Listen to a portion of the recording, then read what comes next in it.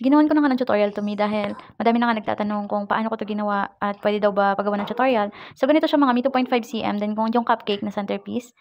Number 3 pala yung bow pattern na ginamit ko dyan mga mi. So, iikot nyo lang pag ganyan. Dinoble ko lang pala yung pink tsaka blue. Depende kung anong gusto nyong combination na color.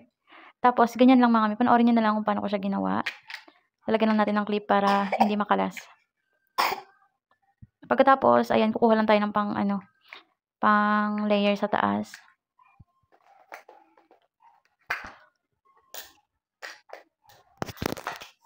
Tapos, ano lang natin, tayin lang natin mga mi. Ang umorder pala na ito mga mi, nag-direct lang to sa Shopee. First time na may nag-direct sa Shopee na hindi na nag-message sa akin. So, dalawang pares yung order niya. Yung isa yung bunny. Kagabi ko lang din pala pinost to sa Shopee mga mi, pero may umorder na agad. Tapos, iikot lang natin yan. Sikipan natin. Mga mi, kapag wala kayong sinulid na malaki, karayom na malaki dapat meron kayo. Tapos, idoble nyo yung sinulid na maliit para kumapal.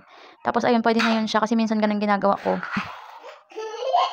Lagyan na natin ng clip. 5 cm pala yung gamit ko dito na clip mga mi dahil naubusan ako ng 4 cm. Lagyan lang natin ng panggitna.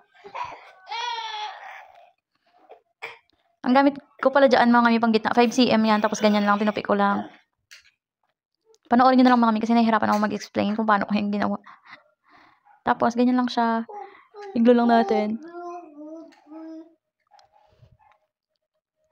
Lalagyan din natin yan ng cupcake dyan sa gilid mga mi.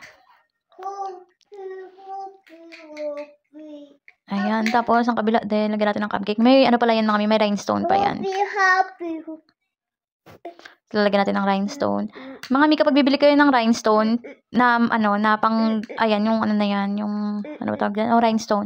Hot fix mga mi yung bilhin nyo yung pang rhinestone applicator. Kasi may mga rhinestone na hindi siya pwede sa rhinestone applicator. Yung piliin nyo yung hot fix. Medyo pricey yun siya mga mi, pero hindi naman siya mabilis maubos.